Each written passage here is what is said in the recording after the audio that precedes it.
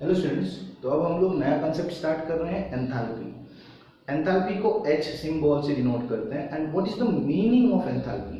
Enthalpy का मतलब होता है टोटल एनर्जी। एनर्जी ही होता है बट टोटल एनर्जी कैसे क्या? तो यहाँ पे बुक्स के हिसाब से पहले मैं जाता हूँ, डेफिनेशन बताऊँ और फिर इसको मीनिंग अच्छे से एक्सप्लेन करता हूँ। तो इसका बुक के हिसाब से क्या दिया है, H is equal to U plus P V. मतलब बुक्स के हिसाब से the sum of internal energy, U का मतलब हम लोगों ने लास्ट लेक्चर लिया internal energy and pressure volume type work.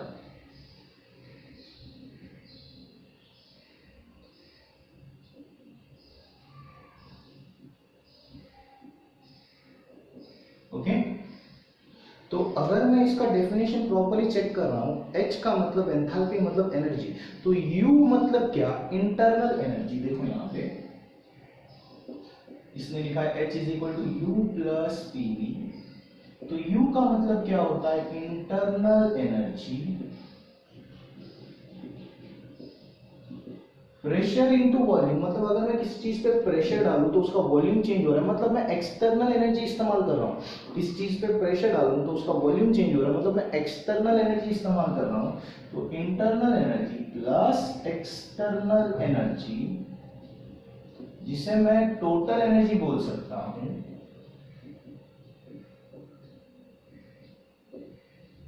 ठीक है, and this is enthalpy. Total energy मतलब क्या, enthalpy. Internal energy plus external energy, ये इसका रियल मीनिंग है बच्चों। This is the real meaning. ठीक है, internal energy plus external energy. ठीक है, अब बच्चे लोग यहां पर obtain the expression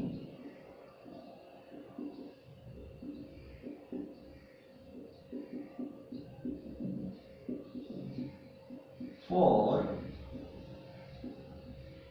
change in internal energy. obtain the expression for change in internal energy। internal energy change का expression निकालना है, तो कैसे निकालना है? consider a gas particle या फिर consider a gaseous phase system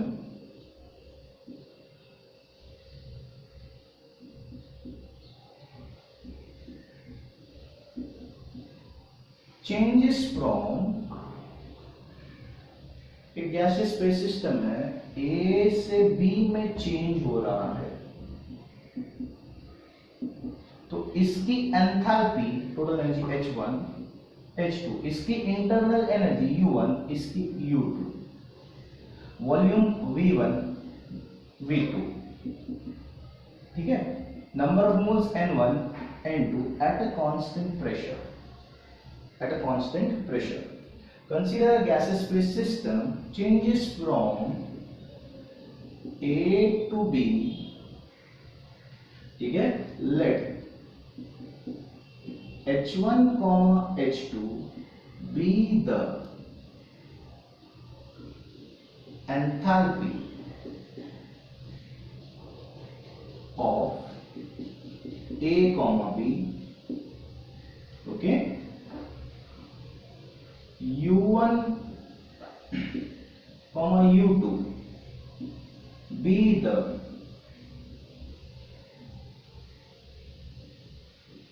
internal energy of A, B. V1, V2 be the volume of A, B, and N1, N2 be the number of moles of A, B। ठीक है, number of moles of A, B। तो अब मैं start कर रहा हूं according to definition of enthalpy. Enthalpy के definition के हिसाब से, according to definition of enthalpy. तो एंथैल्पी का डेफिनेशन क्या बोलता है भाई, H is equal to U plus PV। तो H1 is equal to U1 plus PV1, ठीक है ना। यहां पे मैं एक चीज लिख दूंगा, एट कांस्टेंट प्रेशर, ठीक है। प्रेशर कांस्टेंट, देखो एंथैल्पी इंटरनल या वॉल्यूम चेंज हो रहा है, and H2 is equal to U2 plus PV2। H2 is equal to U2 plus PV2, सही है। ओके, आगे बढ़ते हैं। तो H1 is equal to U1 plus PV1, H2 is equal to U2 plus PV2। तो डेल्टा H, therefore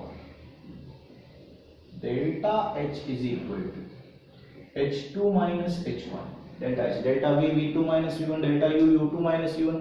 तो delta H H2 minus H1। तो delta H is equal to, what is H2? H2 कितना है, U2 plus PV2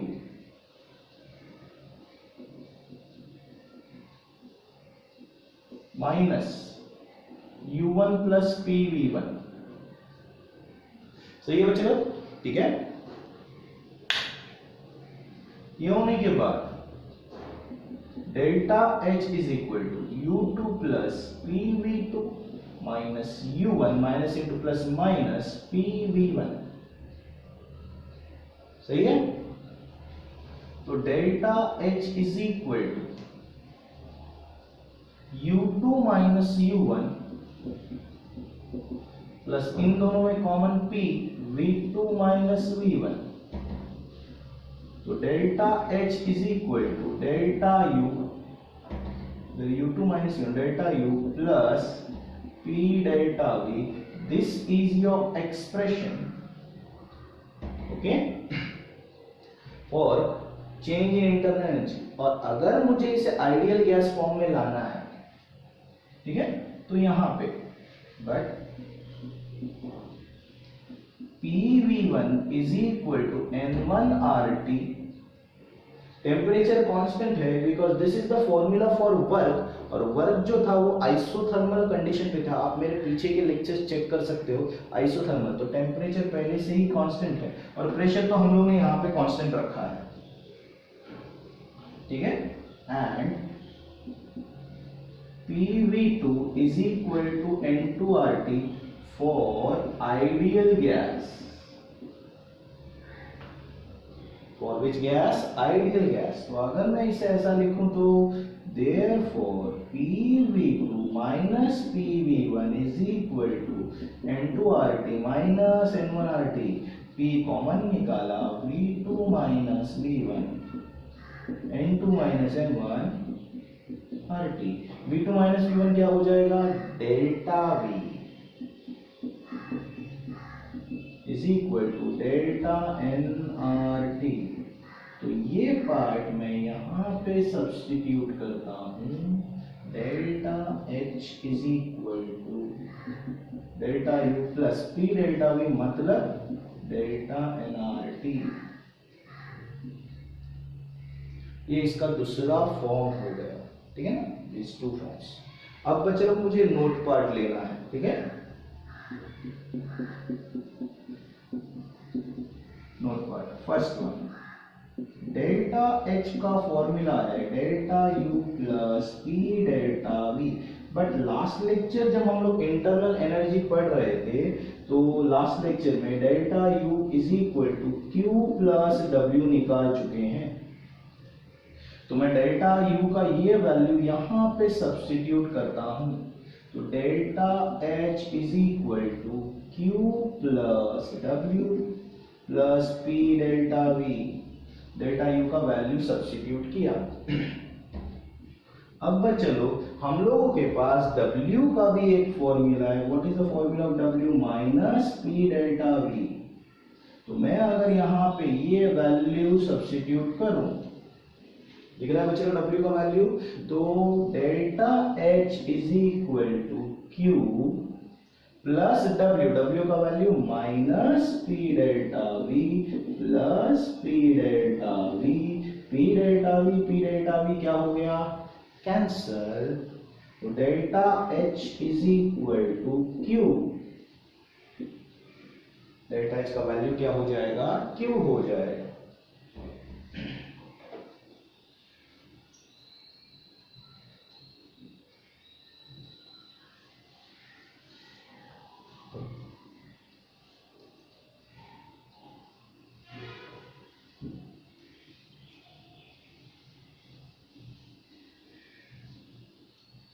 अब आगे continue कर रहा हूं, देखो बराबर से, ठीक है।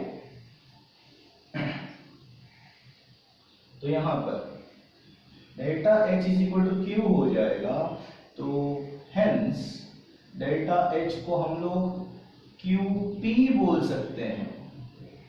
अब ये कैसे आया, क्योंकि हम लोगों ने डेल्टा H जो था यहाँ पे लिखा भी था प्रेशर कांस्टेंट, इवन यहाँ पे तुम लोग देख सकते हो PP दोनों तरफ सेम ही है, सिर्फ डेल्टा चेंज, V चेंज हुआ, delta V delta U, P वैसे ही रखा है, P सेम एक ही सिंगल P रखा है, दैट इज कांस्टेंट। और यहाँ पे भी लिखा था जब एक्सप्लेन किया था कि pressure is constant, hence enthalpy change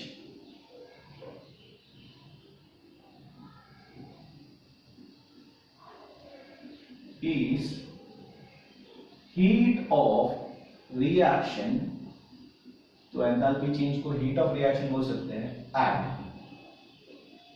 constant what pressure,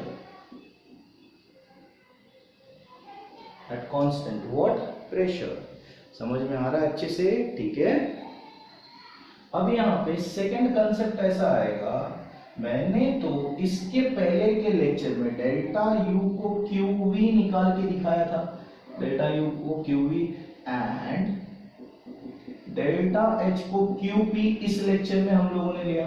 तो इसका नया फॉर्मूला देखो, देयरफॉर डेल्टा H का formula delta U plus P delta V, मतलब QP is equal to QV plus P delta V, सही है। और QP is equal to QV plus P delta V, मतलब डेल्टा nRT, ठीक है, okay. अब चलो यहाँ पे conditions of delta H is equal to delta U कब होगा, conditions of delta H is equal to delta U, conditions of delta H is equal to delta U, ठीक है। तो मेरे पास फर्स्ट कंडीशन है, तो delta H is equal to delta U plus P delta V, ये मेरा पहला formula है, और delta H is equal to delta U plus delta nRT, ये मेरा दूसरा फॉर्मूला है। For isochoric process volume remains constant, V1 is equal to V2, delta V is equal to 0, मतलब ये 0 हो जाएगा, और अगर ये 0 हुआ therefore delta H is equal to delta U, ठीक है। Second one, okay, second one, when number of moles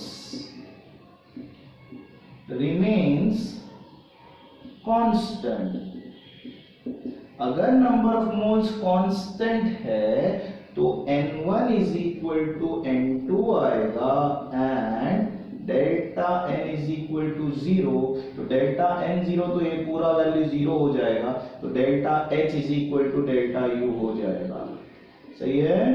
therefore delta H is equal to delta U। Third one,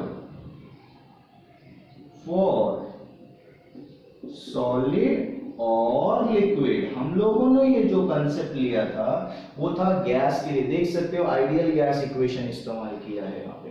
तो ये जो पार्टिकल है ये गैस के लिए इस्तेमाल किया है, सोचो बच्चों, गैस के लिए, मतलब तुम्हें P डेल्टा V या फिर डेल्टा nRT किसके लिए इस्तेमाल करना है, गैस। फॉर सॉलिड और liquid P delta V is equal to delta nRT हमारे पास है इज इक्वल टू 0, क्योंकि ये जो फॉर्मूला है ये किसके लिए इस्तेमाल किया जाता है, गैस के लिए। तो P delta V is equal to delta nRT is equal to 0। अगर सॉलिड या लिक्विड है तो अगर ये 0 है या फिर ये 0 है तो delta H is equal to delta U, therefore delta H is equal to delta U। Concept clear है बच्चे लोग? ओके, आई होप आपको ये वीडियो समझ में आया है। तो अगर ये वीडियो समझ में आया है तो इसे लाइक, शेयर और सब्सक्राइब करना मत भूलना। Thank you students.